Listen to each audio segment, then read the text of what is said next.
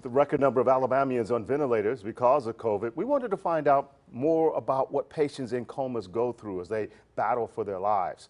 CBS 42's Jen Cardone live at UAB tonight. Jen, you spoke to a COVID patient who was in a coma and a doctor who treats patients like him. What did you learn? Well, are the three parts of your brain that are needed to function whenever you're fully alert, they stop working properly. This can then lead to an altering of your consciousness, which then can alter your ability to come back both mentally and physically if you survive.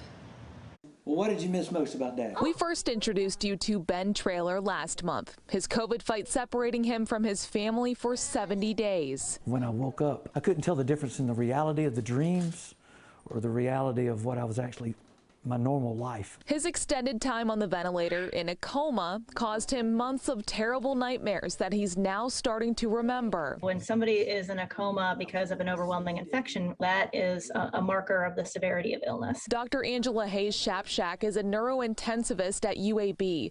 She says COVID-19 can impact the function of the brain, eventually triggering psychiatric problems after surviving that critical illness. It wouldn't surprise me at all if some of our COVID survivors are experiencing hallucinations that they do recall related to ICU delirium as a result of the infection and also the situation they're in the critical care unit. Trailers taking him back to fighting in Afghanistan, seeing his loved ones now in violent situations. My reality is a little bit different, but it's getting better. Hallucinations that could trigger PTSD after a hospital stay. Just a little bitty piece of plastic. Plus, being bedbound causes muscle mass loss, the best medicine to try and prevent COVID. I would really much prefer that everybody get vaccinated and prevent getting it in the first place rather than taking the chances.